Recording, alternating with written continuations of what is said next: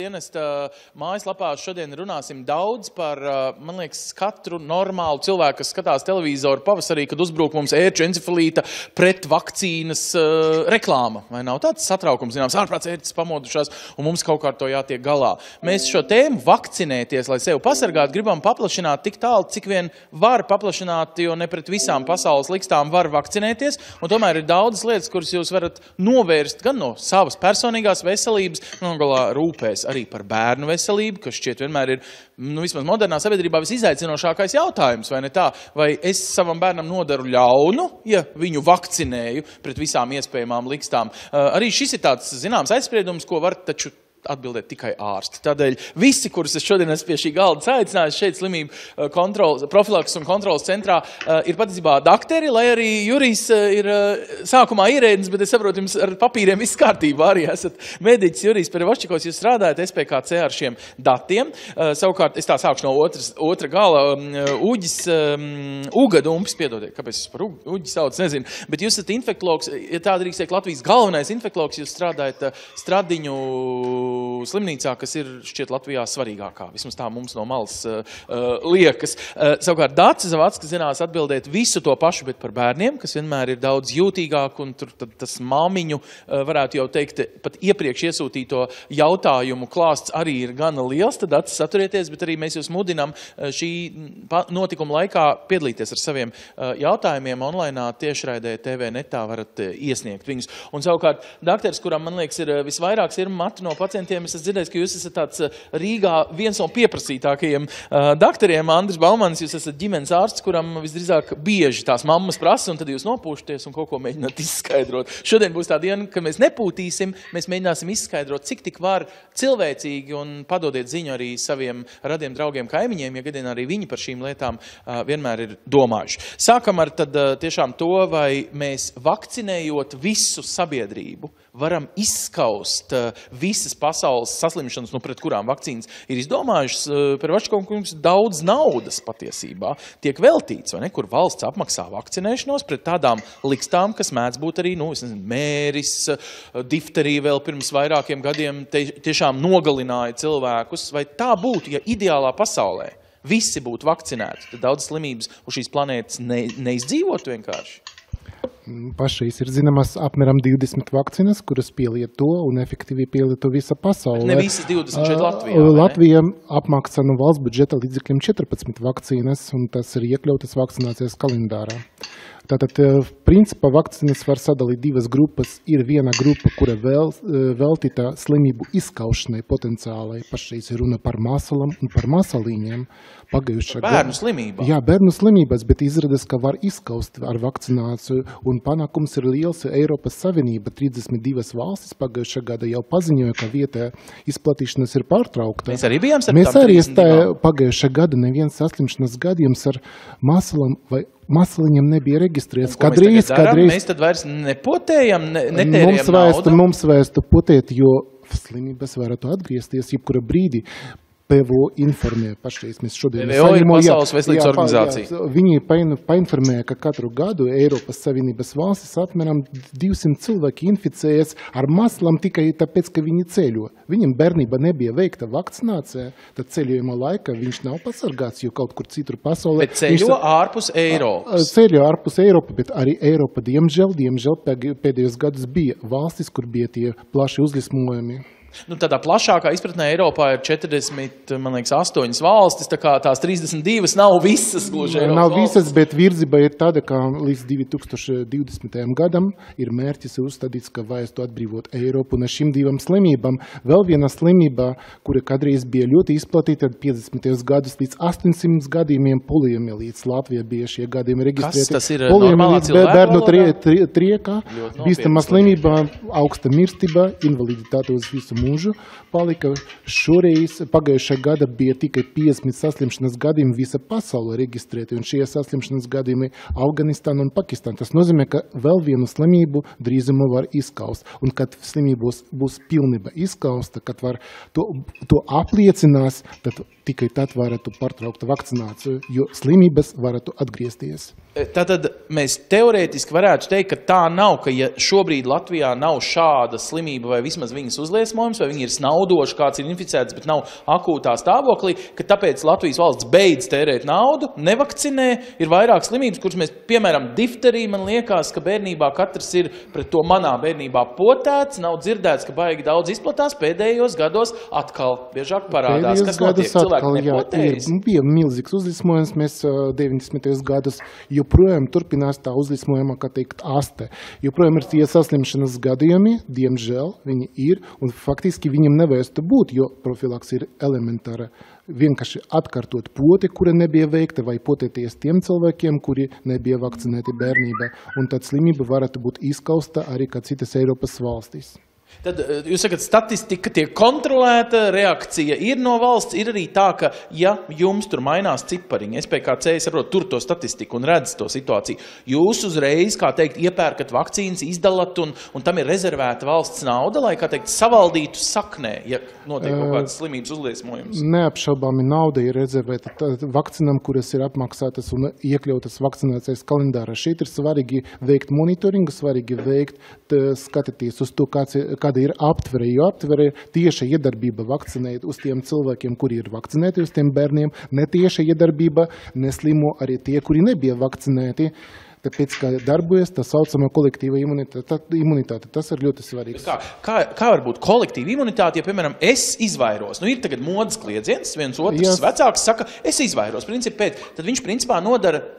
Risks ir pašam, bet ļaunums arī sabiedrībai kopumā. Jo vairāk būs šādu cilvēku, tad nedarbosies tā kolektīva imunitāte un infekcijas slimību izplatīšanas ķēde nebūs pārtraukta. Tad būs vieglāk. Cilvēki, jums ir tāda statistika, piemēram, par tiem, kas noliedz. Nē, lūdzu, nešpricējiet manam bērnam. Statistika ir pietiekami laba pēdējos gados, īpaši pēdējā gadā mums ir tik 95% pirmā un otrā dzīves gada bērni ir vakcinēti. Tomēr tie ir 5%, kuri nav vakcinēti, tur ir dažādi iemesli. Tie, kuri atsakās, apmēram 2%. Pēc pētījuma, pēc veikta pētījuma. Statistiskās kļūdas ietvaros. Jā, apmēram 2%, kuri kaut kādā viedokļā atsakās. Ir tie, kuriem ir kontraindikācija, vakcinācija, kaut kādas medicīniskas slimības, pie kurām nevajadzētu veikt vakcināciju. Ir varbūt bērni arī no sociālā riska grupām, kad ir vecāki nesevišķi rūpējas par viņu veselību. Tad tie būtu galvenie iemesli. Ir relatīvi jaunas vakcīnas, kuras ievestas pēdējo 10 gadu laika, pie kuriem cilvēki vēl nav pietiekami pierādījuši. Un varētu būt minēta tāda slimība kā cilvēka papilomas vīrusa infekcija, pneimokoku infekcija, kur ir 90% vakcinācijas aptvere, un vakcinācija pret veibākam ar 86%. Tikai vēl pēdējais noskaidrosim. Tātad visbīstamākās lietas Latvijas valstī pārsvarā ir valsts apmaksāta vakcīnu. Un tās, kas ir jau tāda izvēle personīgā, tā tad ir mana naudas maka izvēle, vai es tur ieguldu veselībā uz priekšu vai nē. Jā, atsevišķas vakcinācijas varētu būt ieteicamas, kuras slimības nav tik izplatītas Latvijā, pieņemsim ceļojot, īpaši ceļojot ar savu bērnu uz citām valstīm, kur varētu būt citas aktualitātes. Ceļojums vispār ir naudas tērēšana. Atsevišķas infekcijas varētu būt ieteicama vakcinācija īpašam riska grupam, kuram ir kaut kādas kroniskas slimības, daļai valsts arī apmaksā vakcināciju pret gripu. Starp citu, mēs pirms pusgada šeit pie šī paša galdiņa tikāmies un daudz runājām par gripu. Ja jūs gadienā vēlties noskaidrot visu par gripu, tagad gan nav īstais laiks, laikam, uztraukties par gripu. To vajag sākt uztraukties rudenī, kad gripai ir atkal jauns uzplaiksnījums. Un tomēr šī gada statistika nav tik iepriecinoša. SPKC secināja, ka šajā gadā varbūt tāpēc, ka nav vēl tik populāri pret gripu vakcinēties, patiesībā diezgan liels bija arī nomirušu cilvēku daudzums Latvijā, nevajadzīgi liels, tā kā šī doma var palīdzēt, un arī rīcība, ne tikai doma. Uga, jūs esat galvenais infektologs, vai atbildiet uz vienu jautājumu? Kā tad mēs tikām no mēra vaļā, piemēram, vai tam līdzīgām lietām agrāk? Nebija vakcīnas. Tātad varbūt, kad lietām ir pašām sava gaita, un šī pārspīlētā vakcinēšanās, es nezinu, saistīt to, ko mēs dzīvojam daudz dzīvokļu mājās, mēs viens otru varam vairāk aplipināt. Ir arī bieži uzplaiksnījumi pasaules vēsturē, kad šis tas nāk un šis tas aiziet. Protams, ir arī nāves gadījumi tam pa vidu, bet vai tiešām vakcinācija ir tāds vienīgais medicīniskais, zinātniskais un tāds labs risinājums? Vai galu galā mēs citi arī pārmetam, ka tā ir arī vienkārši medicīnas industrijas, farmācijas industrijas lobijs. Vakcinējieties pret visu. Nē, es domāju, ka vakcinācija ir vieglākais un lētākais risinājums. Piemērs labs būtu ebolas uzliesmojums, kas ilga 2 gadus Rietumā Āfrikā, kur milzīgiem resursiem cilvēki cīnījās, paši mediķi ejot bojā, un tātad slimnīcas būvētas un izolācijas pasākumu, un pasauli bija stresā. Protams, šī uzvara, mēs svinam uzvaru šogad, ebolas vīrusu epidēmija šajās valstīs ir apturēta, bet resursi, kas tajā tika ieguldīti, bija milzīgi.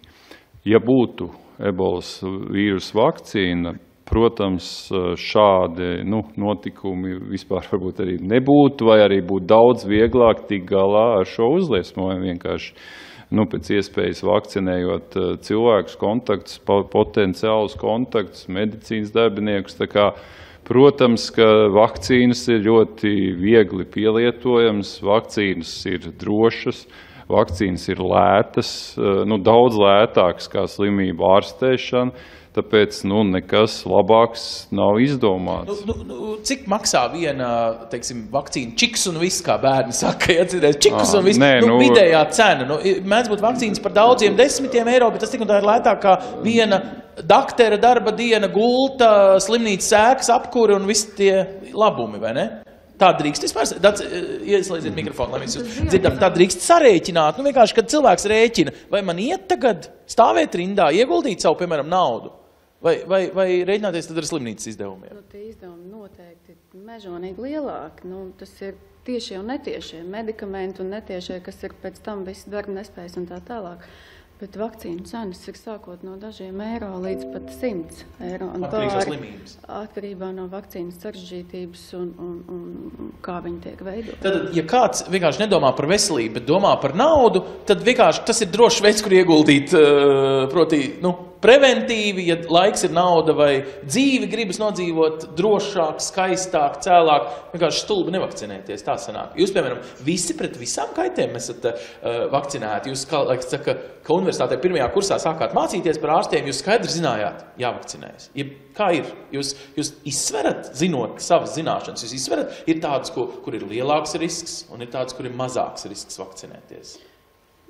Es esmu infektologs, un es un man ģimeni vakcinēti pret visu, kas ir aktuāli. Protams, ne tas, kas būtu nepieciešams, varbūt ceļojot uz kaut kādām atsevišķām valstīm, bet noteikti. Var teikt, jums varbūt ir arī papildus riski, vai ne, kā mediķiem? Jūs strādājat ar pacientiem, kuri var būt infekcijas perēkļi. Jūs nemaz nedrīkstat ļaut sev, jūs varat sevi vienkārši izoperēt no turpmākās dzīves citādi, vai ne? Jūs taču bieži kā infektologi saskaraties ar cilvēkiem, kur principā ir, visa ļaunuma sakne, tā teikt, viņi nesā šo infekciju apkārt. Nē, es varbūt, mans piemērs varētu būt pat interesants tādā ziņā, ka es strādāju Āfrikā un braucot uz Āfriku, es atceros vienā dienā man bija 3 vakcīnas uzreiz, jo bija maz laika un tas, protams, ka es to darīju un tas ir nepieciešams un, protams, tāda steiga vai tāda apjoma varbūt nav vienmēr vajadzīga, bet arī tas ir droši. Bet medicīnas personāls varbūt nav tik ļoti apdraudēts un netiek vakcinēti mediķi tikai tāpēc, lai viņi sevi aizsargātu. Piemēram, vakcinācija pret B hepatītu un vakcinācija pret gripu īstenībā ir domāta vairāk tieši pacientu aizsardzībai, lai medicīnas darbinieki nekļūtu par slimības izplatītājiem. Tā varbūt tas nav tikai tāda ārstu paniskas bailes saslimt, kāpēc viņi vakcinējas. Tātad ārsti vai māsas var kļūt par slimības pārnesējiem, ja viņi nav aizsargāti. Uz citām, sauksim tā, publiskām profesijām, ka tas ir tāds cieņas jautājums. Tāpat kā sasveicināties ar klientu veikalā, tāpat ārstam, kam vēl? Kas ir tās profesijas, kurām varētu teikt, būtu tikai loģiski 21. gadsimtā neapdraudēt sevi, neapdraudēt citus. Kurš, es nezinu, pārdevējs? Tātad tie varētu būt pārdevēji viennozīmīgi, jo viņiem, teiksim, pie kases var atnākt cilvēki ar dažādām infekcijām. Viennozīmīgi tās varētu būt skolotājs, kurām būs šie nevakcinētie bērni. Un attiecībā no savas pieredzes atceros, bija jauns rezidents, un es arī saslimu ar gripu, un tad es pārdomāju, te pirmā reize, kad es saslimu ar gripu, un es nebiju vakcinēts, un es pārdomāju, kur tajā dienā, kad es saslimu, es biju bijis, un es biju bijis 2 patronāžās. Tas nozīmē, ka es biju kārsts mājās pie māmiņas, kur tikko no dzemdībām ieradusies ar mazu bērnu, un stāties priekšā, ka doktoriem pašām saslimstot vakarā, ka tā temperatūra tu uzkāpus, un tu padomā, ka tu esi bijis kontaktā ar to jaundzimušo, diez cik patīkam nebija. Tad, tu kā ārsts, kas māca mazgāt rokas un visu, ko darīt, tu patiesībā esi bijis potenciāls infekcijas avots jaundzimušam bērnam, un, protams, teiksim, ka tajā brīdī, teiksim, tu pārdomā, un tu saproti, ka šī gadījumā, tā kā profesors Dumpis teica, ka tev ir jāvakcinējas nevis tāpēc, ka tu gribi sev pasargāt, bet tu gribi pasargāt savus potenciālos pacientus, tā skaitā jaundzimušu bērnu, kuram vispār būtu tajā brīdī neviena vakcīna nav veikta. Tagad paņemam šito pašu argumentu un Dacijus. Man liekas, ka šis ir tas zīmīgākais arguments, ar ko katram vecākam, kurš ir aizdomīgs par to, ka šī vakcīna var nodarīt kaut kādu, nezinu, tad ko varbūt pirmkārt izskaidrojiet, vai nevar šī vakcīna nodarīt vispārējam veselības stāvoklim, piemēram, mazam bērnam, jo mēs arī esam tāda valsts, kurā, sakiet, ko gribiet, pirmajā dienā dzemdību namā 3 elpas vilcienu un ieduram pret tuberkulozi. Kāpēc brukt virsū it kā tik maziem? Citreiz ir tā vecāka, viņam piedzimst pirmais bērniņš, un viņam māsiņa varētu teikt, pastumj no bērna malā, ienāk, iedur, kur jāiedur, un tad, labi, jūs tagad esat vakcinēts. Un tad, es domāju, daži vecāki nonāk stresā par vārdu vakcināciju, kur tādam mīlulītim. Un šis arguments par to, ka tu pats esi atbildīgs kā vecāks, strādā uz vecākiem. Jā, un tas ir tas stāsts, ko doktors stāstīja, ka tā apkārtējā vide jau ir tā, kas viņu inficē. Un pirmā vakcīna ir tuberkuloze, un izejot no tā paša dzemdību nodaļas laukā, viņš iziet cauri kāpņu telpai, viņam tāpatās nāk tētis no darba, mamma nenāk, bet varbūt vēl kāds cits. Parasti 3. stundā atskrien visas vecmāmiņas apējot apmeklētāju laikus, piemēram, vai ne? Rīgas dzemdību namā ir tāda tradīcija. Nākam, bērns vēl nav drošs šai pasaulē, jau vecmāmiņa klāt ar puķiem. Tā kā tās ir tās infekcijas, kas apdraud, un ne tikai tuberkuloze, tas pats garais klepus, ja?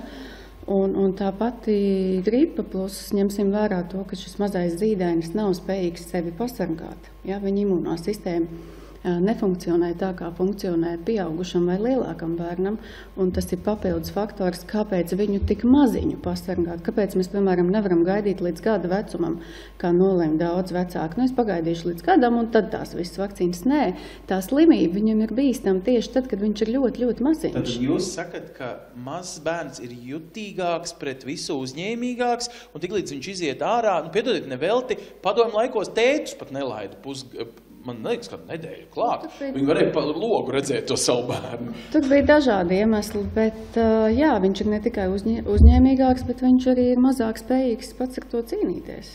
Un tagad tas nonāk mazā pretrunā ar to, kas mūsdienās ir modē. Mūsdienās modē ir viss dabiskais, eko, mēs veicinām sieviešu, teiksim, atgriešanos pie dabiskā, proti krūtsbarošana, nevis visādi pienu maisījumi, ka mātes dabiskā pienā ir vairāk aizsargvielu nekā mēs varam vispār ķīmijas tabulā atrast. Tad kā jūs tiekat galā ar šo modes kliedzienu, kurš izrādās ir 5% liels, kā mēs no Jurija dzirdējām? Šo cilvēku, kuri vienu vai otru iemeslu dēļ nevēlas vai izvairas vai kā? Kā jūs argumentējat šiem cilvēkiem? Mums jau nav nekāda līdzekļa, kā viņus piespiest vai...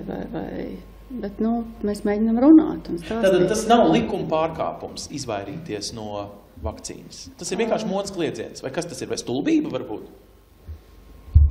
Atbildības sajūta kaut kādā mērā varbūt nav tik nobriedusi un varbūt tik zinoši, kāda viņai vajadzētu būt.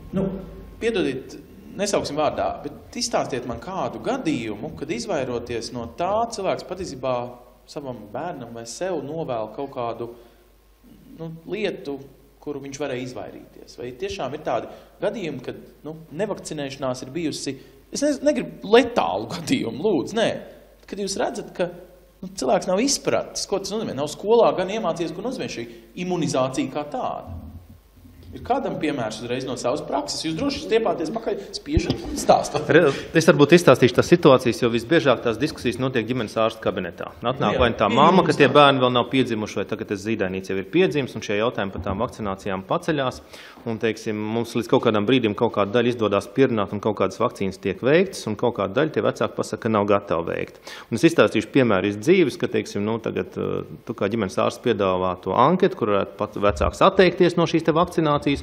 Un tur rakstīts, ka vecāki uzņemās tālāko visu atbildību. Un pēdējo reizi bija labs advokāts. Viņš tagad izlasa to, parakstās, ka viņš savam bērnam vienu vakcīnu līdz gadam vecumam netaisīs. Aiziet kaut kādas 5 minūtes, pēc 5 minūtēm ir atpakaļ, prasa, kur viņa papīrs. Un viņš saplēš viņu. Jo tajā brīdī, kā advokātam viņam nostrādā tās smadzenes, ja nu kaut kas notiks, viņš ir parakstījies par to, par ko viņš negrib būt atbildīgs. Par sava bērna dzīvību, tieši tā. Tas nepiedara viņam. Un šeit ir tāds loģisks piemērs, ka kā jurists viņš saprot, ka viņš uzņemās to atbildību, ko viņš nekad negribētu uzņemties. Un savukārt, teiksim, runājot, kas nav juristi, bet tām mamām, kuras, teiksim, kādreiz lasa un pasaka, ka viņas kategoriski līdz gada vecumam, līdz vispār atsakās no vakcinācijas jautājums, uz ko pamatojoties.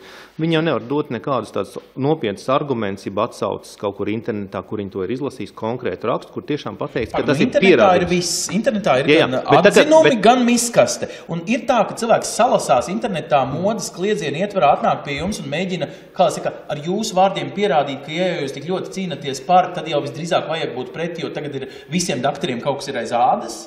Nu jā, teiksim, šīs diskusijas ir, un es saku, tad man tāda diskusija savā laikā bija ar imunologu arī dzīvajā eterā, un es saku, mēs jau beigās aizgājām tik tālu, ka mēs varam iet atpakaļ dzīvot talās, atteikties no visa, kas mums šobrīd ir telefoni, televizori, mašīnas un vispār, jā, dzīvot ekoloģiski pareizi, slimot ar tām slimībām, kas kādreiz bija, ar to pašu mirstību, kas bija, un mēs pacelsim, teiksim, video mūža ilgumu, tai pašā Latvijā 3/4 gads, pagājušais gadsimts, nu tas mūža ilgums bija 2 reizes mazāks. Un tas bija nevis pateicoties 80 gadu vecu vēsturi šajā valstī. Tieši tā. Un tātad jūs sakat, ka tas, ka mēs loģiski domājam par visu laikam veselību, ne jau tikai par imunitātes celšanu ar špricītēm, bet ka šīs špricītes principā arī pagarina mūsu dzīvi, viņi negraujas iekšējos orgānus un tā tālāk. To var pierādīt? Redziet, tā kā tā diskusija vecākiem ir, tad jau tur ir vienkārši emocijas. Vecāka emocijas, varbūt kādreiz ārsta emocijas. Un tad es beigās saku, bet ir viena lieta, statistika, to, ko piedāvā, teiksim, dr. Perevašikovs. Viņš saka, reāli tas ir pierādīts, ka jūs pierādījām balstītā medicīna, kas ir pierādījis, ka veicot šīs vakcīnas mēs panākam pozitīvu efektu. Un tā kā mēs to esam pierādījuši, ja mēs no šī progresa gribam lekt atpakaļ, tad es tur uzdot to jautājumu, atskamies no visa. Telefons ir slikts, televizors ir slikts, pārtika ir slikta, ejam atpakaļ uz dabīgo un slimojam un mirstam ar infekcijas slimībām, kurām ir 100 gadu atpakaļ. Tad tā mamma tā jocīgi paliek un aiziet tā domājot. Bet ko viņi dara pēc tam? Iziet no kabineta, jūs viņu sabesījāt, viņi tad iet blakus kabinetā ar uzrakstu vakcināciju, vai viņa vēl nedēļām domā, vai kā ir? Kāpēc cilvēki negrib ticēt jums, kuri ir cik gadu skolā gājuši un mācījušies to medicīnu? Dažādi, jā. Tad, respektīvi, tur ir 3 scenāriji. Viena, tie saucamie pārliecinātie, kurus tu vari runāt ar gadiem un reizēm varbūt nevar pārliecināt, jā. Varbūt vienai daļai nostrādā šī anketa, ka viņi atnāk un pēc tam, teiksim, pēc šīs te anketas neparakstīšanas viņš sāk domāt. Ir vienai daļai, kurai izdodas pierādīt, ka varbūt, teiksim, vakcinācijā tur 2 mēnešos jātaisa 2 postus, ka tu piedāvā viņam variantu, uztaisam vienu un taisam nedaudz sadalīt. To otru postu pēc mēneša un pagarināsim to visu, bet nebūs tā vienā reizē 2 dūriem. Bērnam neuzbrūk ar visām 8 slimībām vienā potē. Jā, ja mamma piekrīt tam, tad jūs jau esat pārliecinoši pierādījuši to, ka tās vakcīnas var uztaisīt bišķiņ savādāk, bet ārstu uzdevums jau panāk, lai viņas uztais. Ja mamma to akceptē, super, mums tas izdevies.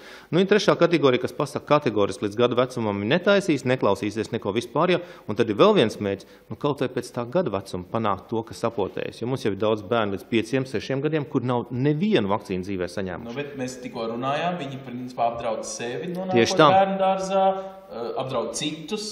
Un tad ir otra lieta, es kādreiz saku, teiksim, jā, bet iedomājieties tagad jūsu bērns, kurš, teiksim, būtu nepotēts un atbrauc kāds no, teiksim, svešienes, tādas valsts, kurā vispār vakcinācijas netiek veiktas, un tas ļoti iespējams, šobrīd bēgļi pietiekoši daudz, jebkurā skolā. Viņi ir maz, bet viņi parādās, viņi gan skolās, gan bērndārzos parādīsies, tā kā šīs infekcijas slimības ies uz priekšu, un agri vai vēl viņas parādīsies, tā kā tas arī arguments, kas varētu būt attiecībā par vecākiem.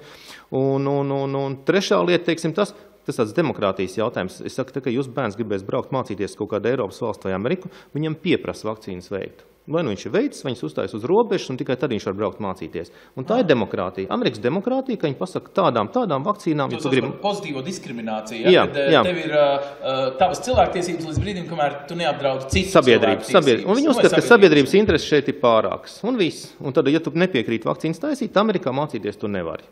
Nu, protams, mums ir demokrātiska sabiedrība, mums vienīgais variants paliek tā, kā profesori teica, pārliecināt mazu bērnu vecākus. Sakiet, jums neviens par to pārliecināšanu nemaksā. Jūs to kā dakteris saprotat un iesakat pacientam. Jums nav tā, ka, ja jūs pārliecināt 7 pacientus, tad jums ir tik un tik eiro klāt pie algas. Tad mēs esam ģimenes ārsti. Mums maksā par to, ka mēs veicam šo te profilaktisko un pārējot darbu ar ģimenēm, ar bērniem, ar vecākiem, ar vecvecākiem, lai uzlabotu sabiedrības veselības, novērstu iespējamās infekcijas, samazinātu saslimstības un taupītu veselības budžetu, lai tas būtu izlietojums. Tas skan labi mūsdienās, kad daudz saka, ka viņam vajadzētu papildus iešprici, tā teikt, var arī ietaupīt sašpricējoties un tad mazāk tērēt pēc tam, ja? Mēs atradām naudu veselības budžetā tikko. Jebkurā gadījumā, protams, ja mēs nevakcinētu un, teiksim, mirtu, kas tam pēdējās tās Rudolfa mantojums. Cilvēks nomirst no plauškarsoņa tikai tāpēc, ka tajā laikā nebija antibiotikas. Viņas nebija. Cik vienkārši, jā. Un daudzi, piedodiet, cēli cilvēki, man liekas, vai tik nebija, ka pats Rudolfs Blaumans arī nomira ar šito likstu, vai viens no mūsu dižgariem tā laika. Bet es pacientiem tādēļ es pasaku, palasiet Livonijas kronikas, paskatieties, kā Meidenbaums nomira ar plauškarsoni. Jā. Mums ir ļaudz miruši, bet, teiksim, palasīt Livonijas kronika 1700, 600, 800 gads, jā, teiksim, kā Latvijā, ko darīja ārsti. Tā viņš aizgāja un redzēja slimu bērnu, jeb slimu pieaugušo, un viņam jau nekā cita nebija. Viņš varēja pieiet pie... Nolaist asinis, uzlikt žņaugu, uztaisīt klīsmu, vai bija kaut kāda zālīša uzlēma, bet reālo zāļu nav.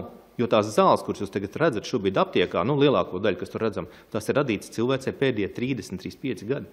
Tad, ja jau viņas ir radītas, tad jūs sakat, tad lietosim, dzīvosim ilgāk, laimīgāk, vai dzīve kļūst garāka, vai dzīve kļūst vieglāka, vai kas notiek ar organismu, kad viņš ir pilns ar visām imūnvielām pret visām slimībām, vai nerodas atkal piedodiet jābūt? Es varbūt turpināšu šo vēstures tēmu. Kas notika ar mūsu senčiem vai 100 vai 200 gadus atpakaļ? Bija daudz bērnu ģimenes. Bērni piedzima sliktos higieniskos apstākļos. Momentā uz šiem bērniem, viņi bija kontaktā ar citiem bērniem, pieaugušajiem, uzreiz sastapās ar infekciju aģentiem. Un bērni ir iekārtoti tā, ka virknes slimības bērnībā pārsamojot tā tad norit vieglāk, kā norit tātad saslimstot vecumā. Bet tomēr daudzi bērni gāja bojā no šīm bērnu infekcijām. Masalas, difterija, daļa izdzīvoja, protams, liela daļa izdzīvoja. Ko mēs darām ar vakcināciju un kāpēc tas ir tik svarīgi, ka mēs to darām uzreiz pirmajā dzīvības gadā? Mēs reāli aizstājam tās infekcijas, kas bija reālās nogalinošās, ar izmainītām infekcijām, tā vispārinās mazliet, kuras ir vai tādā veidā, ka bērns pārslimo bērnībā, bet viņš nesaslimst vispār. Reāli mēs jau dabiskos procesus ar vakcināciju neesam izmainījuši.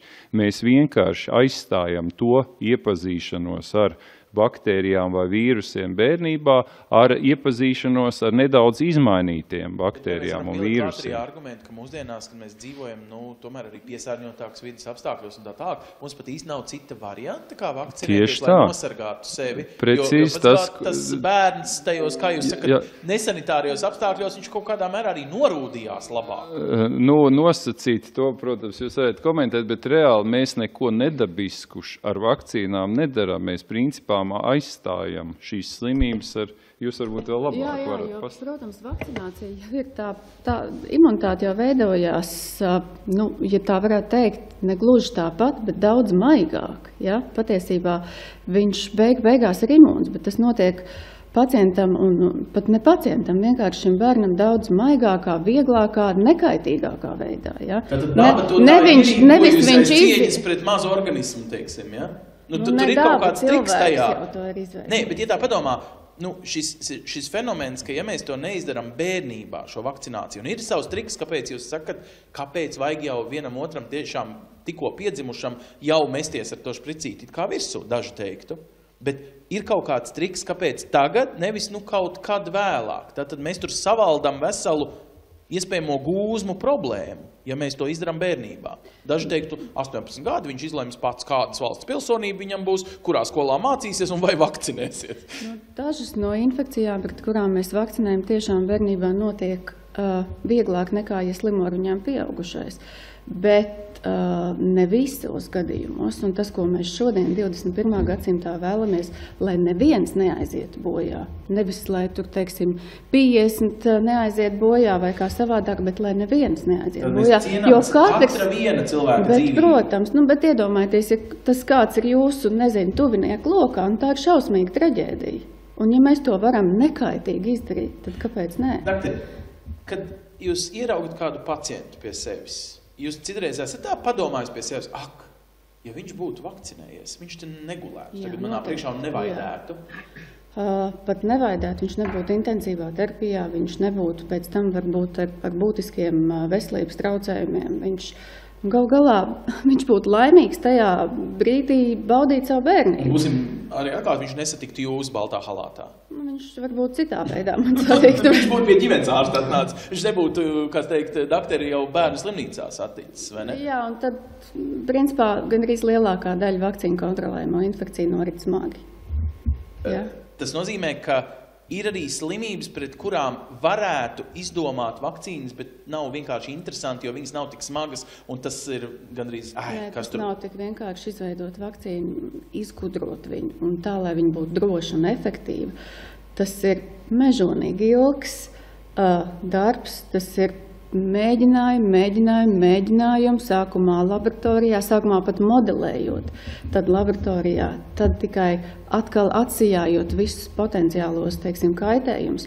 Tie ir gadu desmiti, principā līdz vakcīna nonāk pie manis vai pie manu pacienta. Citiem vārdiem mums ir aizdomas, ka varbūt mēs esam atraduši vienu otru risinājumu, bet ir daudzas, un Jurij, tur jūs varētu varbūt minēt, būsim atklāti, ir arī pasaulē vēl aizvien lietas, kuras mēs nevaram uzvarēt nedz ar vakcīnu, nedz ar citām metodēm, jo gluži vienkārši pret vakcīnu nav atrast. Kaut vai tas visslavenākais laikam ir aids, vienkārši to mēs laikam zinām te vai katrs, ka ja vienreiz ir saskarsme, tad vismaz pagaidām pasauli nevar palīdzēt šiem cilvēkiem. Agrāk vai vēlāk tas būs tieši imunitātes sabrukuma rezultāts, kura dēļ, un tur neko nevar darīt. Ir vēl kāda tāda slimība, kur mēs jāapzinās. Ja tā diagnoze, tad piedodiet. Ir noteikti. Uga jau minējis ebolas vīrusu slimību. Vakcina jau izgudrota, bet ir pagājis laiks, un ļoti daudz cilvēki ir miruši. Ir aktuāla problēma pašreiz pasauli zikas vīrus. Tātad jaundzīmušie, kuri kropļoti, kuriem iedzimtas patoloģijas un anomālijas, tā ir milzīga sabiedrības veselības problēma. Un ja būtu vakcīna, tad šīs problēmas nebūtu. Un pašreiz domā, bet šī vakcīna būs izgudrota ne šodien, ne rīt, bet būs jāgaida. Bet vajag ņemt vērā arī, kā slimības, pret kuriem mēs vakcinamies pašreiz, arī teoretiski nav iespējams izskaust. Jo vakcinācija pret stingumkrampiem, cilvēks nav infekcijas avots, cilvēks inficējies no vides, vide dabūja šo infekciju no dzīvniekiem. Tātad faktiski izskaust nav iespējams. Vienīgais ceļš ir pasargāt sevi.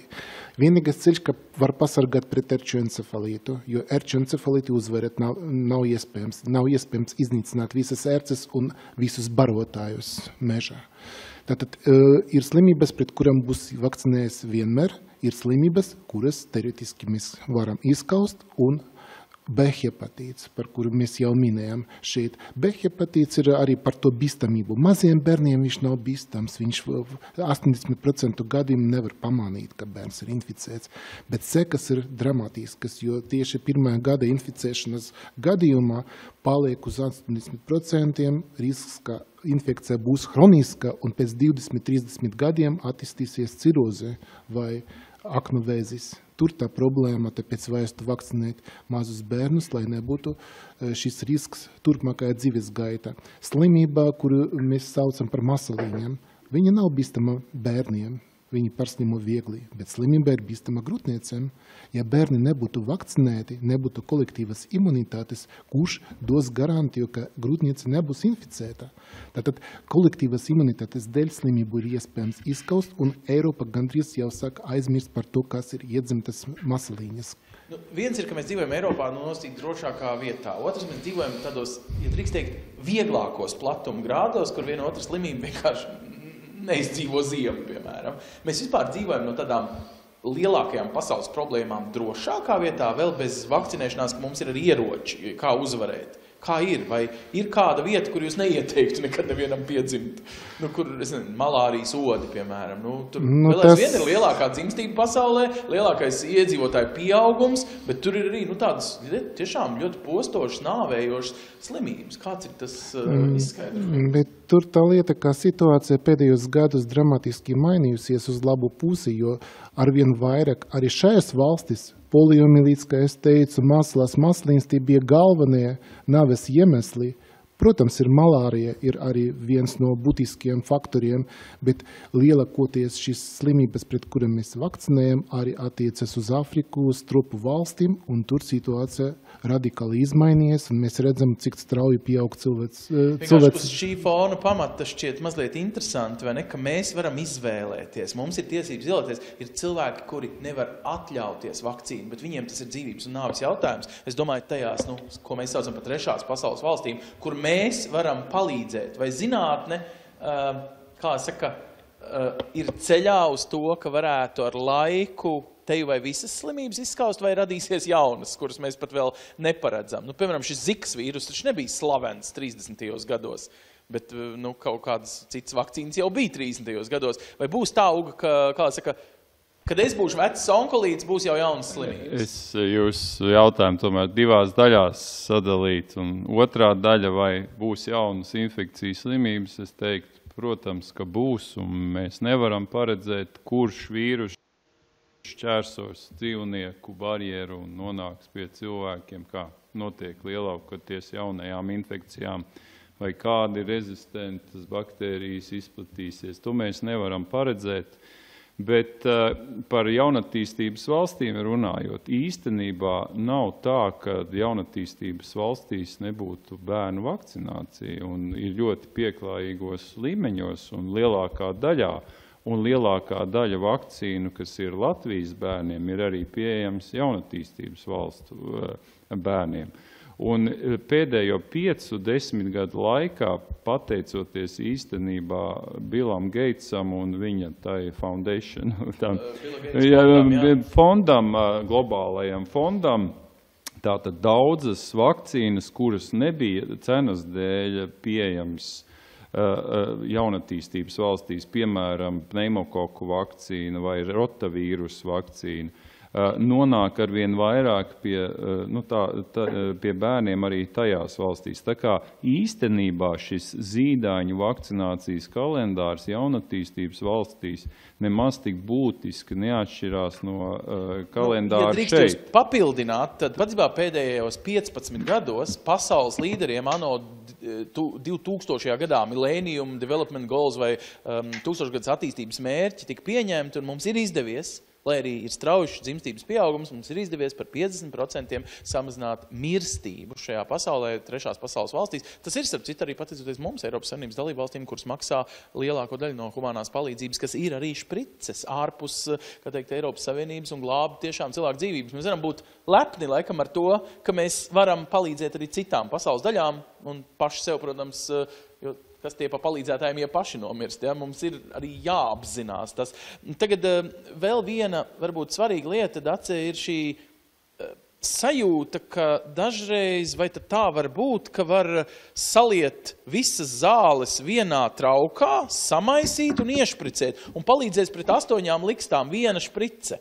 Es domāju, ka daudziem cilvēkiem tur bija jau mazs izklāsts no doktora, kā viņš viltīgi apiet šo un sadala 8 sakal reiznētājos atpakaļ, bet daudziem cilvēkiem, man liekas neloģiski, jo tāds zāļu kokteils, viņš spēja tiešām visas 8 likstas, teiksim, atrisināt, vai... Jo mēs vēlamies pēc iespējas vairāk pasargāt un pēc iespējas mazāk sāpīgi un drošāk to izdarīt. Tad viens čiks un viss, nevis 8 čiks un viss.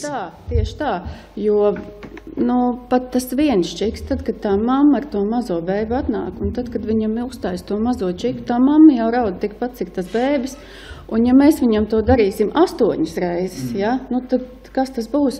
Pēc tam mēs šeit arī pirms tam diskutējām, tās vielas, no kā sabiedrība, nepamatoti, bet tomēr baidās, kas ir it kā vakcīnā, tad ko tad mēs iedosim 1 vai iedosim 8? Arī šāds aspekts. Te ir vairāk, protams, bet... Mazs iestarpinājums, es biju domājis tā, ka, 2-gadīgam bērniņam Latvijā ir jāveic 2 vakcīnas vienlaicīgi. Vienā ir 6 vakcīnas iekšā, 1 dūriens, un otrā 1.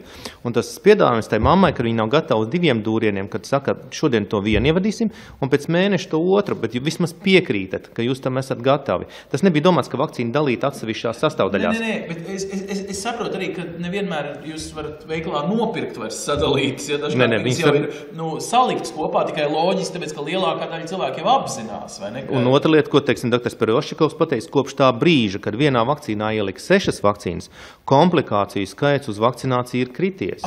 Tas ir interesants jautājums, jo tas vārds komplikācija ir lielākoties mūsu iesaistītajos jautājumos arī, ka tas pirmais, no kā ir bažas, nevis tā ilgtermiņa domāšana, cik daudz lietas atrisinās šī vakcīna jūsu dzīvē, bet tas, ka man rīt būs temperatūra, tad nav ko. Kā ar šito vispār tikt galā? Jo vārds komplikācijas tā kā liekas, tagad es pats sev it kā nodaru ļaunu, nepadomājot par to ļaunumu, kas būs ilgtermiņā. Tad, ja ņemsim kaut kāds 20 gadus atpakaļ, kaut vai, kad neparādās šās jaunās vakcīnas, tad liela daļa zināja, ka no vecajām 2-3 garāk labu vakcīnām, no 10 bērniem, kaut kādiem 6-7 tā temperatūra bija.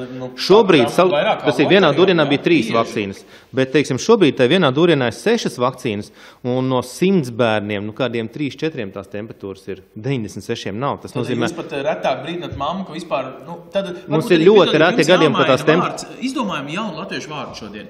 Kā var aizstāt vārdu komplikācija? Bet viņas arī nemaz netiek definētas. Tās, ko mēs gaidām, kas ir tās biežākās, ir nevēlamas reakcijas. Viņas jau nesauc par komplikācijām nemaz. Jo vienkārši, kad cilvēki mums raksta jautājumu šeit, viņi, komplikācija. Visi ir iemācījušies šo vārdu no bērnības. Jebkurš ārsts, kas veic vakcināciju, viņa pienākums, un patiesībā tas ir gan pacienti, gan ārsts labā brīdināt un pateikt, mīļais draugs, tev no tā būs tas un tas, varbūt nebūs, bet varbūt būs, bet mēs to gaidām, mēs to zinām. 6%, kā dakteris saka, tad gandrīz lielākajā daļā gadījumā cilvēki piedzīvo tādu, nebija, esmu baigi foršais, vesels. Bet katrā ziņā jau laicīgi pateikt, ka tas ir normāli, mēs gaidām, ka tas tā būs, un tas neatstās negatīvas sekas. Jā, tas vakars būs varbūt netik mierīgs kā citi, bet tas jau bērnam nekaitē.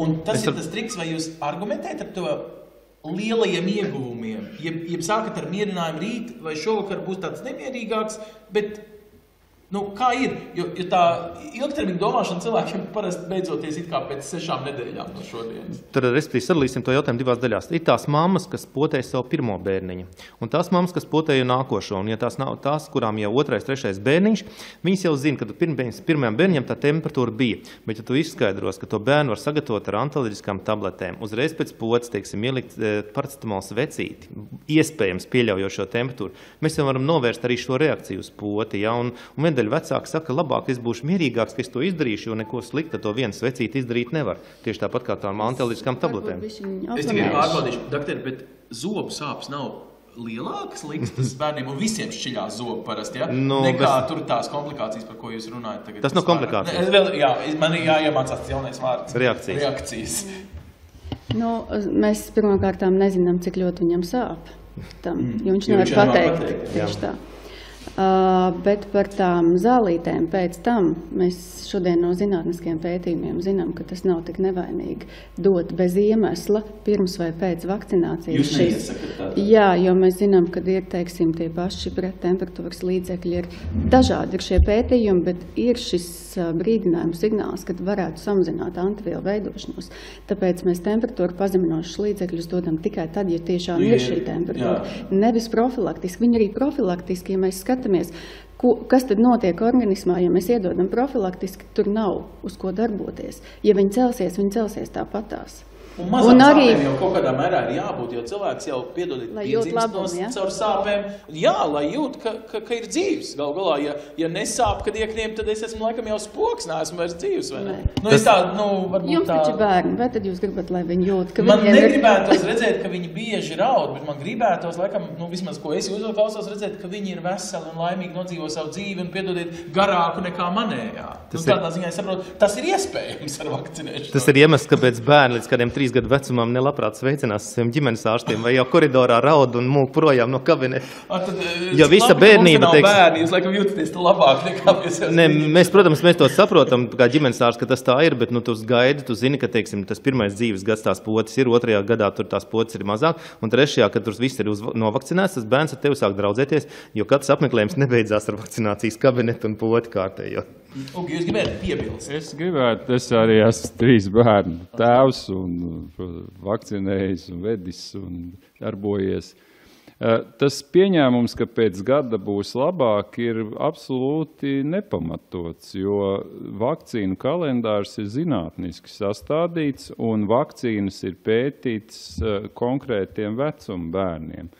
Kuriem īstenībā ir, ļoti maziem bērniem ir sliktāka imūnā atbilde kā lielākiem cilvēkiem. Līdz ar to iedomāties, ka blaknes būs mazāk vakcinējot vēlāk, ir īstenībā nepareizi, jo atlikt tās ciešanas, un arī bērns pieaug lielāks un arī psiholoģiski grūtāk menedžēt, teiksim, pusgadīgu vai gadīgu bērnu, gan no baiļu viedokļa, gan no situācijas izpratnes viedokļa. Tā kā šis atlikšana īstenībā, viņam nav, šai atlikšanai nav nekāda pamata. Vēl jau vairāk, ja mēs esam tagad mirklī, kad, piemēram, ir pavasars un ērčencefalīta gadījumā viens otrs jau varētu teikt ir nokavējis, jo ērces ir jau pamodušās un vajadzēja, vai ne, laicīgāk, bet vēl nav par vēlu. Daci, jūs gribētu piebilst? Jā, es gribētu. Jūs arī par to atlikšanu, bet ne ērčencefalīta sakarā.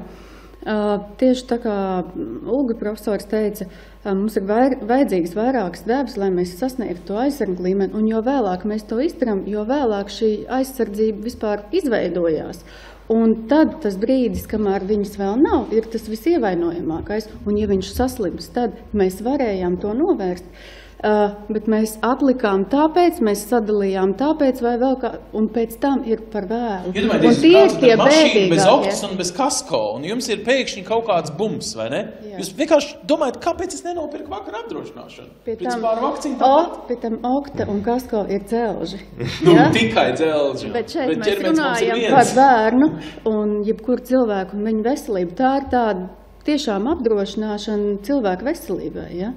Un arī naudas, tas, ko mēs atstājam veikalā ikdienā, un cik maksā tā viena, piemēram, ērčencefalīta vakcīna, tā droši vien tas nav attaisnojams. Vēl jau vairāk, ka veiklā mēs bieži par to lielo naudu nopērkam lietas, kuras mums toči nevajadzēja. Tur to vakcīnu laikam noderētu. Jurij, jūs mums varētu atklāt vienu noslēpumu. Es domāju, ka mēs esam klāti pie kalendāra. Izrādās, kalendāram ir cieši sakars, kā jūs abi skaidrojat, ar vakcinēšanos. Un ir viens noslēpums, ka katram, kam kalendārs mūsdienās ir kabatā mobilā telefona izskatā, ir iespēja tikt pie viņa tagad, piemēram, pārlādēt, ja jums ir bezmaksas internets. Kāds triks? Tātad es ievadu savus datus, un es zinu, vai es esmu bijis laikā, vai kaut ko nokavējis, un varu vēl paspēt. Es domāju, ka labāk par šo lietu palāsīt mūsu mājaslapa, tur būs izskaidrots, kā tā ir tāds mūsu mājaslapa spkc.gov.lv. Lielākā daļa no varbūt cilvēki arī skatās tagad tiešraidē šo, bet tie, kas skatās ierakstā, vai ne, paskatāties. Tad tur ir tāds kalendārs, kurš pasaka priekšā atbilstoši jūsu vecumam, dzīves posmam, kas jums ir, tas ir viens no iemesliem, kā var dabūt šo informāciju uz dotu brīdi, kas būtu vajadzīgs. Bet, protams, vajadzētu atcerēties, ka vakcinācija ir arī putešanas pases ir norādīta. Iepriekšējās vakcinācijas to arī vajadzētu ņemt vērā un skatīties uz to, kas bija iepriekš izdarīts. Un vienmēr konsultēties ar savu ārstu. Bieži prasa, kam tad vajadzētu uzticēties? Vajadzētu uzticēties specialistiem, kuri var skaidri un gaiši pateikt, kāpēc ir nepieciešama šāda vakcinācija. Ja ir kaut kāda šaubas, vajadzētu vērsties nevis pie draugiem internetā, bet vajadzētu vērsties patiešām pie specialistiem, kuri apmācīti vakcinācijas jautājumus, kuri var pateikt, kas ir tieši būtu vajadzīgs. Ka būs gadījumi, kad mans draugs ārsts man pateiks tagad nē, vai ne? Tātad, ka jā, viņš paskatīsies pošu pasi un paskatīsies, vecīt, te taču vakar vēl bija, gripa, piemēram, tu vēl neesi tā kā stabils, vai ne? Tātad arī tas ir normāli, ka viens otrs dakteris pateiks, nē, pēc mēneša vakcinē. Dažreiz ir lielākoties vieglas saslimšanas nav kontraindikācija vakcinācija, bet piesardzība šajā gadījumā ir cita nozīme. Ja būtu kaut kāda, ko mēs saucam par reakciju, grūti pateikt, vai tas ir saistīts vienkārši ar to, ka esuša slimība sasinājusies, vai tas ir saistīts ar vakcināciju. Tāpēc dažreiz ārsti iesaka mazliet atlikt. Lielākoties šeit principā problēmas nav, jo nav miedarbības vakcīnas sastāvam ar kaut kādam citam slimībām. Labi, un tad dakteris saka, tad pagaidi vai tagad, un tad ierakstam pošu pasē, bet tādas lietas aizmirstās pošu pasē. Kas notiek? Ja es tagad neatceros, es esmu vakcinējies, piemēram, pret to, difteriju, katru 10 gadi, bija. Kad es zinu, vai es atceros? Un es tagad droši palieku, nedroši ieduru 2 reizes. Kas notiek ar manu organismu? Es 2 reizes vairāk saņēmu kaut ko, kas var nodarīt arī ļaunumu manam organismam. Pa principā tie daudzumi, kas ir vakcīnas sastāvā, nekādu īpašu ļaunumu nevarētu nodarīt. Katra instrukcija pat rakstīs, ka pārdozēšana, ja pat viena reize ievada kaut kādu dubultdevu, arī nerada nekādu īpašu kaitījumu organismam. Līdz ar to lieka deva, tā pēdiņas nosauksim, izraisīs tikai stiprāku imunitāti, stiprāku un ilgāku imunitāti, bet varbūt tāda imunitāte īsti nav vajadzīga, jo pie mazākas imunitātes var tikt ar šo slimību, bet ļaunumu no tā nav liela. Jo vienkārši es uzreiz tā klausoties, jūs sapratu, ka tajā gadījumā man ir nevis problēma ar, piemēram, difteriju, bet drīzāk ar atmiņas zudumu pie citā ārsta, laikam jāiet. Es vienkārši neatceros, ka ir vai nav. Labi, bet tiešām izstāstiet to vienkārši uzreiz jautājums, vai vakcīnu sastāvā esošās vielas var kaitēt organismam? Tātad vakcīnām var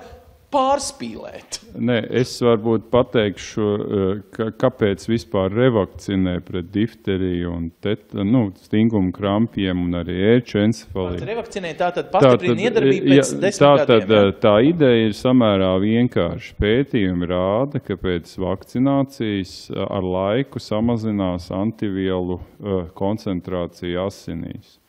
Un tādā veidā pacients var tikt pakļauts riskam inficēties. Īpaši svarīgi tas ir difterijas gadījumā un stingumu krampju gadījumā.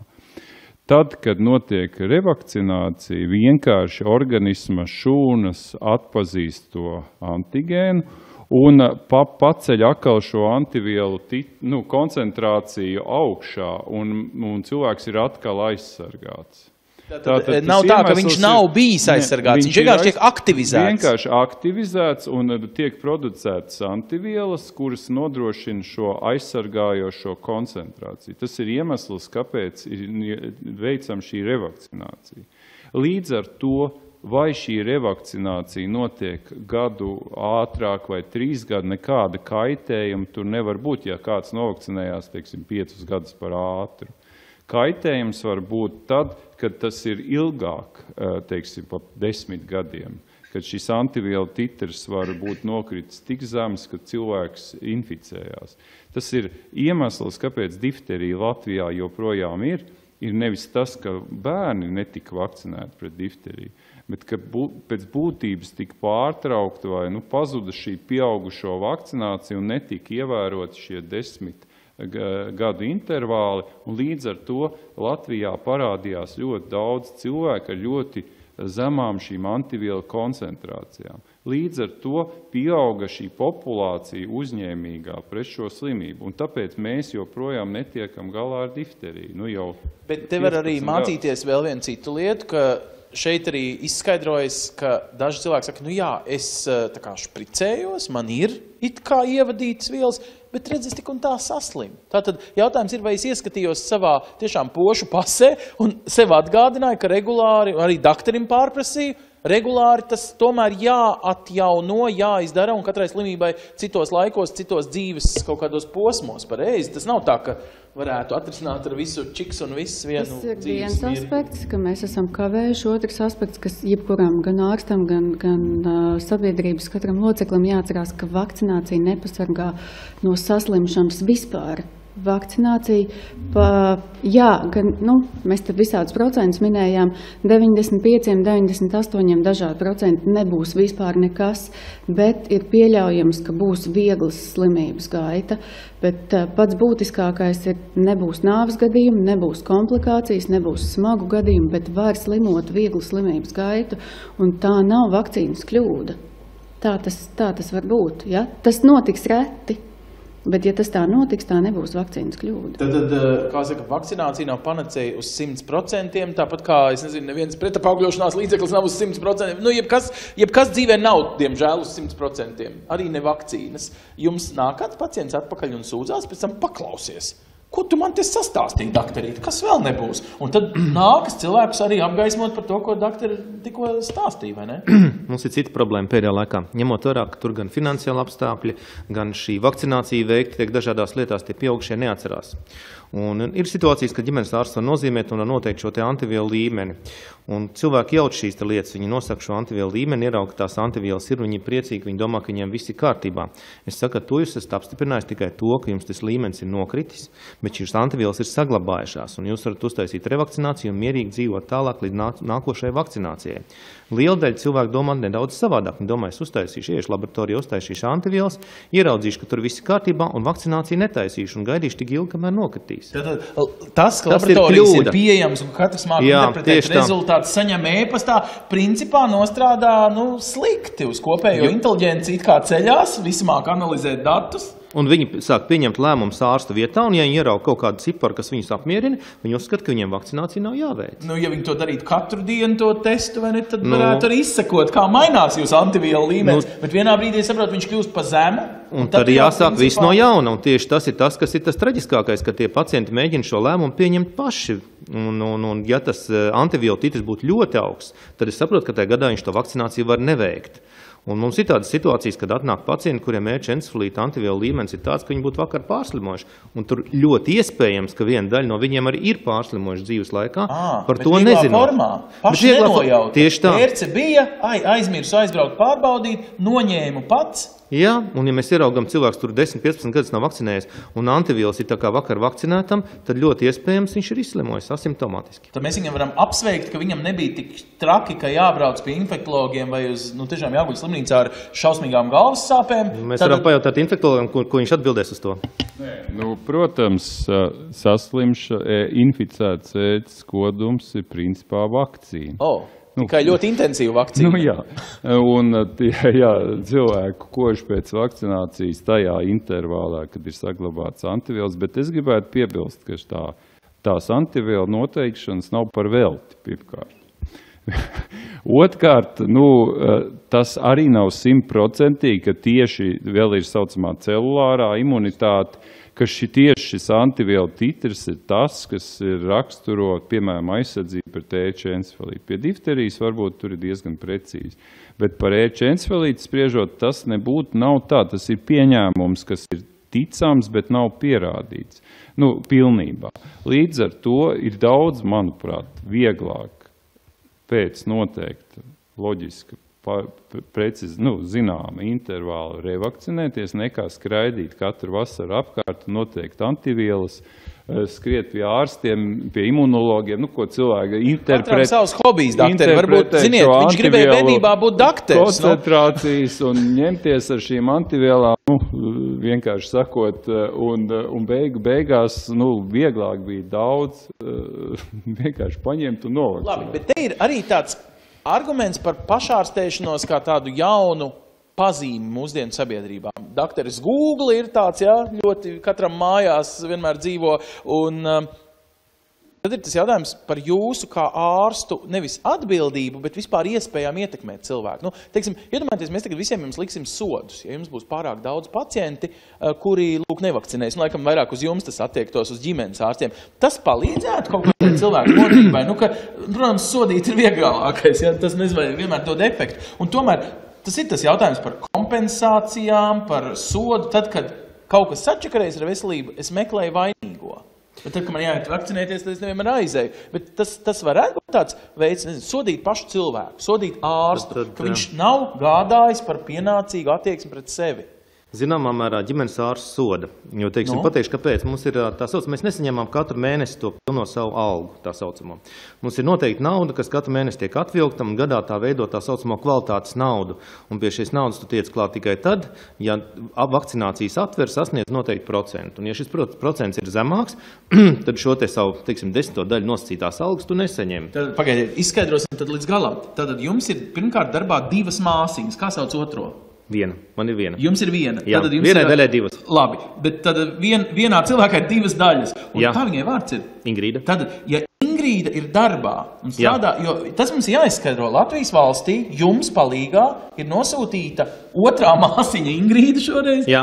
kura strādā ar pacientu un pārprasa un aptver to pošu pasi un uzstāja, lai nākošreiz uz vizīti atnes to pošu pasi, vai paskatās kartiņā pareizi. Viņa arī kādreiz... Latvijas valsts gādā ļoti rūpīgi, lai mēs uzvaktētu, ka cilvēki vismaz ir informēti. Ja ne vakcinējas, tā tad ir viņa brīvā izvēle. Viņi ar kādreiz pazvana un uzaicina šo vakcināciju, bet tas jau nenozīmē to, ka demokrātiskā valstī uzaicinājumu to var atsaukties. Jā, jo Nils Ušakovs ir ieviesis augstu biļeti, un ko tu maksāsi €1 par braukšanu pie ārsta, vai ne? Nu, visādas muļķības, taču cilvēki arī... Tieši tā, un mums reizēm paiet reizēm gads, un tas vakcinācijas kalendārs ir nojaukts, un nelaimīgi tā mamma, nelaimīgs tas dakteris, ko tālāk dara, un tad mums no šīm situācijām ir jāizkļūst. Un varētu tā teikt, ka cilvēki, ja paskatās uz viņu pošu pasēm, ka tur ir dievu zīmes, aizmirstas, nedadarītas, nesaprastas, tas ir viņu vai ne personīgs lēmums. Tas nav tikai daktera. Jo redziet, kas ir tajā brīdī, teiksim, man praksē vismaz tā ir, tā kā mēs novakcinējam, mēs ar zīmolīti ierakstām, kad būs nākošā vakcinācija. Tā kā mamma jau zina, kad tam bērnam būtu apmēram jānāk. Saprot vienu situāciju, kad bērns tajā mēnesī var saslimt. Bet nākošā mēnesī viņš noteikti ir vesels. Un tad vienmēr paceļās jautājums, kāpēc tā mamma pēc tā mēneša neatnāca? Kaut tur viņiem bija priekšā uzrakstīts, ka pēc mēneša, ja pēc 2 tā revakcinācija būtu jāveic. Ja? Un mēs tā cīnāmies. Paldies Dievam, ka tādu mammu nav daudz, bet viena daļa tādas ir.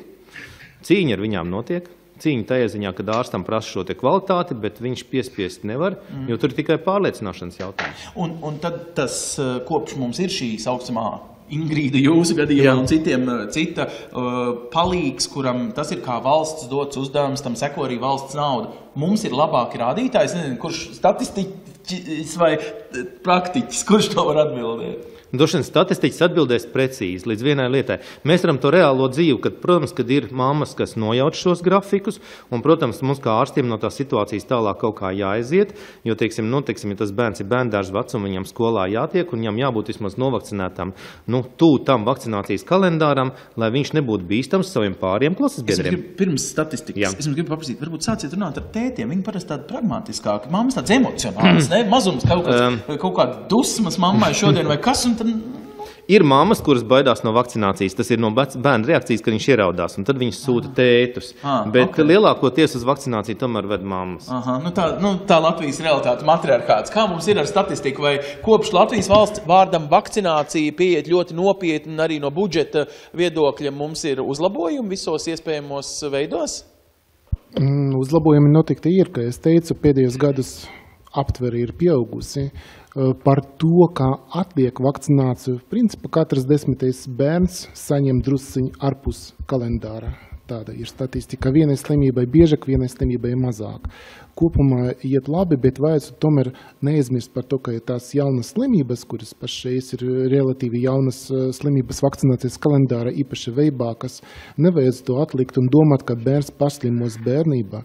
Bērnībā viņš tagad izredze pārslimot ir diezgan niecīga, jo strauji samazinās, pateicoties vakcinācijai, saslimstība strauji samazinās. Tas nozīmē, ka nevakcinēts bērns, kurš nepārslimos bērnībā, dabūs šo infekciju arī vēlāk. Tad nekad nebūtu par vēlu padomāt un vēlreiz pārbaudīt. Ja kādreiz bija atteikums no vakcinācijas, tomēr vajadzētu vēlreiz šo lietu izvērtēt ar ārstu un padomāt par to, ka bērns visu mūžu tad nebūs pasargāts un kādreiz pienāks laiks, kad viņš sastopsies ar šo izraisītāju. Un tas, ja pie veibākas, pieņemsim, tas būs vēlākā dzīves gaita, tad, kā bija teikt, slimība atkal varētu būt smagākā saistīti ar hospitalizācijām, un tieši te būtu īsti to vārdu vēstu lietot ar komplikācijām, ko izraisa pats infekcijas agents. Es gribu pielikt tikai klāt, ka jūs negribat būt nekas vairāk kā tikai internetu un moderno tehnoloģiju lietotāji, nevis kļūt par pacientiem, tad vienkārši vakcinējoties jūs varat salāgot savu dzīves īstenību ar reālo kalendāru, kas vismaz ir tie ieteikumi te, Latvijas platumgrādos, kur mēs dzīvojam, un Google Play, tajā pašā, kur jūs pārlādējāt pēdējo spēlīti bērnam vai Rīgas sabiedriskā transporta sarakstu, tur ir arī tādas aplikācijas, kas saucās vakcinācijas kalendārs, tik vienkārši kā tam jābūt, kurā visas atbildes būs iespējams, turklāt pilnīgi bez maksas, protams, to Latvijas valsts ir radījusi, paldies Latvijas valstī par to, ka mēs esam, tikuši tik tālu tehnoloģijās, ka principā daži glāstieni savā mobilajā telefonā, un tu zini, vai tu esi labs pret sevi vai slikts. Bet ir viens dabas izaicinājums. To es dzirdēju, Uga, no jūs teiktā šīs, es nezinu, vai tās obligāti jāsauc par mutācijām, un tomēr mums uzbrūk meža cūkas ar cūku mēri, Latvijā mednieki netiek galā, no helikopteriem un lidmašīnām tiek vakcīnas, kas ir garšīgos, meža cūkām garšīgos tādos kumosiņos iepakotas un tam līdzīgi. Tad mums bija vēl ķīniešu putnu gripa, pirms pāris gadiem bija ļoti aktuāla, vistas no Ķīnas lidoja pār Krievijai, Latvijas virzienā, viss vai... Labi, es it kā jokojos, bet pēc es saprotu, joki ir mazi. Ir slimības, kur dzīvnieku izplatās un tikai dzīvnieku pasaulē, ir slimības, kuras var pārcelties, vai mums tad ir jābūt ļoti uzmanīgiem no, iešanas dabā, kaimiņām ir cūka, es viņu neglāstīšu drošībai, lai arī man kaut kas nenotiek, vai kā ir? Cik mums jābūt tādiem uzmanīgiem par šo? Nē, mums varbūt nav jābūt uzmanīgiem, jo mēs nezinām, kas mūs apdraudēs un no kā uzmanīties. Bet ir problēma galvenā pasaulē, ir tā pārapdzīvotība, un cilvēki ielaužās ar vien vairāk dzīvnieku un teritorijās. Un ja vienā vietā notiek šī sugu nomaiņa, piemēram, vīrusam, tad pārapdzīvotā vide, iedomājieties Indiju vai Ķīnu, momentā šīs infekcijas var izplatīties, lido cilvēki no viena kontinenta uz otru, notiek visa veida braukšanas apkārt, tātad ļoti strauji izplatīties. Līdz ar to mēs neesam pasargāti no kaut kādām jaunām infekcijas slimībām. Bet par cik šodien mēs runājam par vakcināciju, nevis par šausmām, kas mūs sagaida. Tad es gribu, un tieši tāpēc arī vakcīnām tiek pievērsta īpaša uzmanība arī šo pandēmiju vai jaunu infekciju sakarā, jo tikai vakcīnas spēj reāli tajās lielajās apdzīvotajās populācijās, iedomājieties tur Bombeju vai kaut kādu Indijas pilsētu, tikai vakcīna spēj veikt šo intervenciju, pārtraukt šo izplatību. Tā kā vakcīnu zinātne īstenībā pēdējos gados nevis noplok, bet tieši attīstās, un attīstās tajā divos virzienos īstenībā. Viens virziens ir nezināmas infekcijas, cik strauji var izstrādāt vakcīnu, un otrs ir arī pieaugušo vakcinācijas, jo mēs kustamies arī par zīdaiņiem. Visu laiku mēs šodien arī pamatā runājam, un tas ir pareizi par zīdaiņiem, bet arvien vairāk tātad tiek strādāts arī pie pieaugušo vakcīnām, piemēram, šis herpes zoster, kas ir jostas, rozes infekcijas, vai parādās arvien vairāk un vairāk pieaugušo vakcīnas, vai arī šīs zīdaiņu vakcīnas. Mēs jau arī dzīvojam arvien garāks un garāks mūžus, tad tā var būt, ka ar laiku arī daudz vairāk būs jāvakcinēs dzīves garumā nekā tagad intensīvi bērnībā. Un tas arī nāk par labu tai pieredzēji, ka mēs attīstot vakcināciju visās vecuma grupās, tātad padarot šo vakcīnu izstrādi fleksiblāku, ātrāku.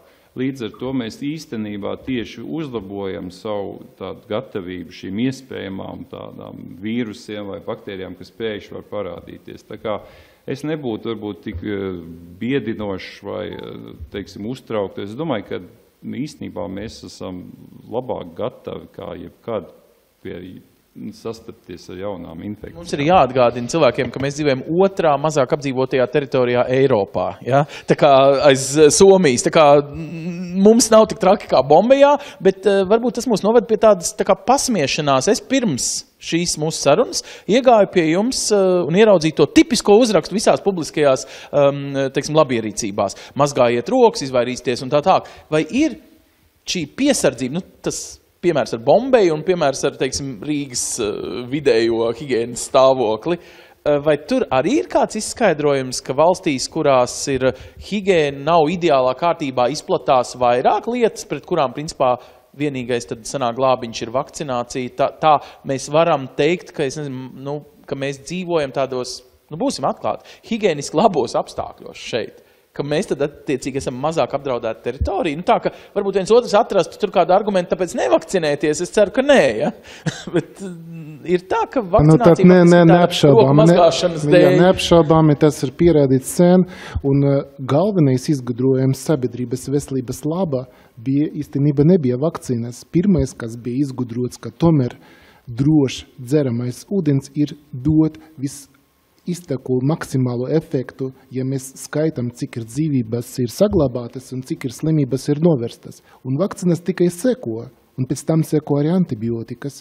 Tas nozīmē, ka pirmais ieguldījums cilvēce, lai saglabātu savu potenciālu un darbspēju, neslimotu, bija tīrs ūdens. Pat tāpēc par higienu nekad nevajag to aizmirst, jo 50% garantija, ka nesaslimst, ja mazgā rokas un nepārnes infekcijas, neinficē arī citus cilvēkus, tiesim pāvari vai medicīnas darbinieki. Vēl viens aspekts globālais, runājot par mutācijām, bija runā par to, kā baktērijas mutē. Baktērijas mutē tāpēc, ka uz viņiem iedarbojas antibiotikas. Labs līdzeklis, mēs varam izārstēt vairākas slimības, bet tomēr baktērijas pierod pie šīm antibiotikam, veidos tā saucamie rezistentie celmi, pret kuriem jau grūti izgudrot jaunas antibiotikas, un te arī palīdz vakcīnas. Pneimokoku vakcīna, pneimokoki pieradināja jau pie antibiotikam, veidojas ļoti daudz tie rezistentie celmi, tad vakcīnas šajā gadiem var palīdzēt novērst saslimšanu un novērst neveiksmīgu ārstēšanu saslimšanas gadījumā. Tad tas principā ir tāds zinātnes sasniegums šajā gadsimtā, vai mēs varam prognozēt kaut ko jaunu? Starp citu, es nezinu, kurš var izskaidrot, vai medicīna strādā pie kaut kā tāda jauna, kas būs, es nezinu, vēl vieglāk. Nebūs čiks un viss, bet būs vienkārši norīši to drapīt. Es mēģinu atcerēties, kas manā bērnībā, man liekas, man pat pilināja kaut ko mutē, nevis bija čiks un viss, vai ir kaut kas tāds, kas atvieglos mūsu dzīvi. Arī šodien ir vakcīnas, kas ir mutē pilināmas, tāpat rotvīrus vakcīna, un jūsu bērnībā droši vien tā bija poliomielīte. Es vairs neatceros. Dzīvē. Bet es domāju, daudziem manas paudzes cilvēkiem. Bet uz to jau arī iet arī vakcīna izstrāde, kad šīs vakcīnas padarīt pēc iespējas mazāk sāpīgas, draudzīgākas, cilvēciskākas, un vēl piebilstot savukārt par izplatību un roku mazgāšanu, tad tās infekcijas, kas iet gaisa pilienu ceļā, diemžēl mēs nespējam ietekmēt. Tātad vakcīna, rokas jāmazgā tik un tā, un varbūt gripas laikā nav jāvazājas lieki pa kaut kādām publiskām vietām, ja var neiet tur, tādas piesardzības. Jūs, doktor, arī gribējāt piespiest pogu, es prasīju to. Ir tādi Baltijas valstu vakcinācijas dienas, un tur franču izgudrotāji, tur Pasteur institūts un tā tālāk jau prezentē, ka, teiksim, nākotnē mūsu vakcīna būs tas, ka nevis aizies pie ģimenes ārsta un māsiņam iedūš šprici, bet māsiņa uzlīmēs plāksterīt, kur pacients noturēs, teiksim, 2 vai 4 stundas, un vakcinācija būs izdarīta tad bez dūriena, tikai caur rādi, ja, teiksim, tā ir nākotnes tehnoloģijas, tātad, ja tas nav sāpīgi, un tas ļoti vienkārši un patīkam, tad uz to mēs varam iet. Un otra lieta paturpinot, teiksim, ir valsts, teiksim, kuras uzskata, teiksim, kad, pieņemsim, vecu cilvēku vakcinācija, ne tikai bērnu, bet vecu cilvēku vakcinācija ar pneimokoku vakcīnu, tāpat Kanāda, Amerika, viņi uzskata, ka šos pacientus vakcinējot, viņu ārstēšanās izmaksas ir lētāk viņus vakcinēt, nekā ārstēt no bronhītiem, plauškarsoņiem un visa kā, kas valsts budžetam ir šausmīgi dārgi.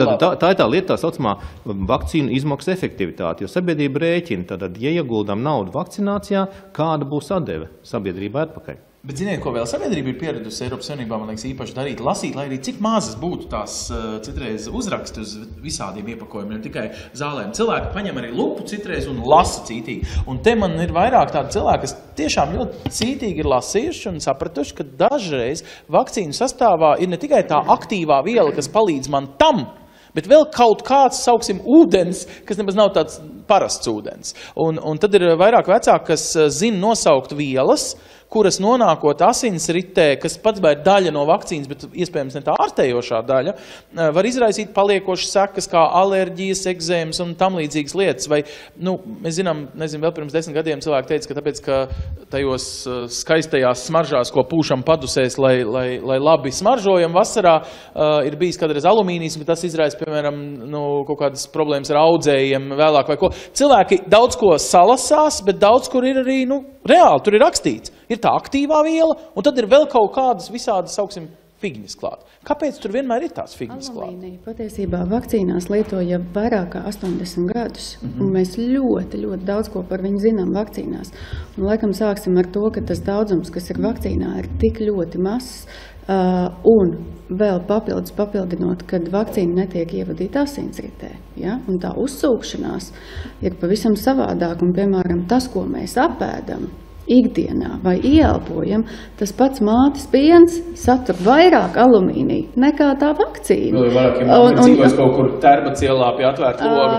Mākslīgie maisījumi, ko saņem zīdainis, satur vēl vairāk nekā mātes piens. Mūsu ekspozīcija, mūsu tikšanās ar šo alumīniju dzīvē, sadzīvē ir neizmērojas simtiem kārtīgi augstāk nekā tas, ko viņš saņem, pat ja viņš saņem vairākas vakcīnas.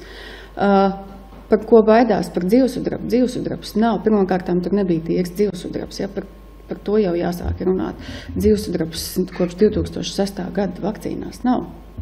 Labi, tātad vakcīnas kļūst, ja tā drīkst teikt, arī profesionālāks, mērķtiecīgāks tieši pret slimībām, tiek izskausts arī lietas, kas bija sastāvā, kas varbūt tur nebija vajadzīgas, tāpēc, kad rada kaut kādus, ko mēs saucām par šiem blakus efektiem vai kā savādāk, vai var teikt, ka pirms 10 gadiem tā pati, vienalga, kuras slimības vakcīna nebija tik profesionāla, mērķtiecīga, ka mūsdienās mazāk arī šo baiļu ir?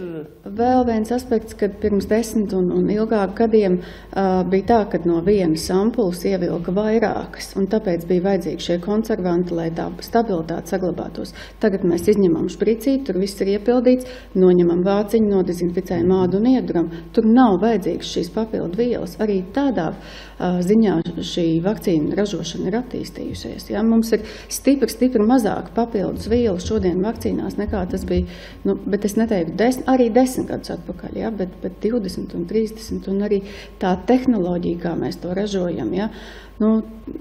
Tie, kas ir bijuši vakcīnu ražošanā, tie ir kosmiskie kuģi ar maksimālām drošības un visām pārējām pasākumiem un tā tālāk. Par to liecina arī galā fakts, ka jau pat lielveikalos ir viena otra poliklīnika, viena otra vakcinēšanas iespēja. Es domāju, ka tas tiešām tas sterilitātes līmenis arī tur apkārt tiek nodrošināts arī ievadīšanas mirklī. Jūs gribētu papildināt to sastāva lietu, ja? Jā, to sastāvu, ko visi uztraucās. Ir divas lietas. Ir adjuvanti, ko pieliek klāt vakcīnām, lai viņas labāk izraisītu imūno atbildi, un tie joprojām saglabājās. Un ir konservanti, kas palīdz saglabāties vakcīnai. Un tas ir arī viss, kas ir šajās vakcīnās klāt. Un šīs vielas ir labi zināmas, pētītas, un tās principā ir apkārtējās vides vielas. Tur nav nekas tāds īpašs, tas ir apēdam. Un vēl es gribētu piebilst, ka nekas īstenībā no medicīnā vakcīnu tiek regulētas, var salīdzināt vājprātīgi, gan ražošana, gan arī iespējamās blaknes. Nav neviena medikamenta, kurš tiktu tik dramatiski kontrolēts. Un vakcīnu koncepcijas pamatā arī ir tas, ka viņas ir drošākas par zālēm. Piemēram, cilvēki pērk ibuprofēnus, paracetamolus, dod sīrupus bērniem, darbojās ar medikamentiem, mēs zinām, bez recepšu. Teiksim tādu, tie ir daudz mazāk pētīti, tiem ir daudz biežākas blaknes kā, teiksim, vakcīnām. Medikaments vien ir izskaidrojot, kāpēc tāpēc, to šķidro tāpēc, ka vakcīnas ir bērniem pirmkārt. Otrkārt, tā ir noteikta ražošana. Tātad tam ir milzīgs globāls sabiedrības veselības iespējas. Tā ka, tiešām, saprotiet, nedrīkst būt vakcīnām kaut kādu tādu kvalitātes problēmu. Tad pārbaudam vienu lietu.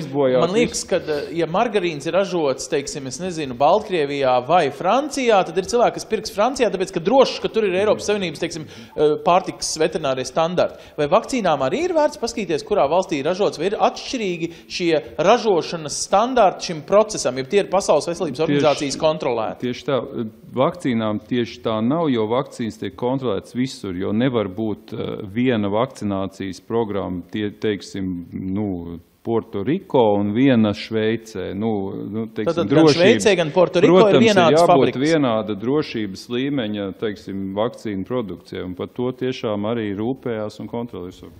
Jā, tur ir labas ražošanas prakses standarti, un Eiropas Savienība lietotas vakcīnas visas aprobētas un licenzētas Eiropas medicīnas aģentūrā. Process ir ļoti ilgstošs, kā teica, izgudrojot vakcīnu 10 gadus vēstu, iziet visas kliniskas un prekliniskas pētījumos ar dzīvniekiem, pēc tam ar brīvprātīgiem cilvēkiem vēstu salīdzināt, cik ir droša vakcīna, kāda ir efektivitāte un kad ir tie visi zinātniskie pētījumi būtu pabeigti, tad zinātniskais sastāvs, kas ir šajā aģentūra pārbauda un dot atļauju izplatīt vakcīnu. Pēc tam turpinās tekuša fāze, kad visas blakus parādības vai nevēlamas reakcijas noteiktas ir pakļautas ziņošanai, jo atsevišķus gadījumus, protams, kā bija teiks, neviens medikaments, ieskaitot vakcīnas, nav absolūti drošs, un dažreiz individuāla neuzņēmība šai vakcīnai varētu būt,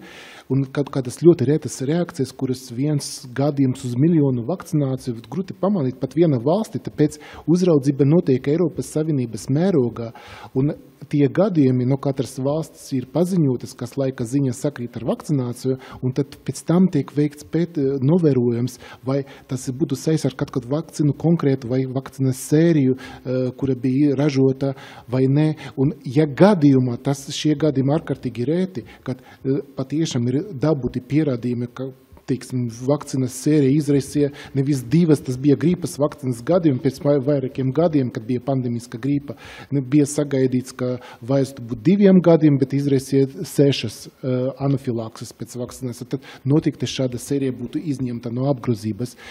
Runājot par vielām, visas vielas ir pārtikas produktus, atmosfēra, gaisa, ūdeni, viss ir normēts.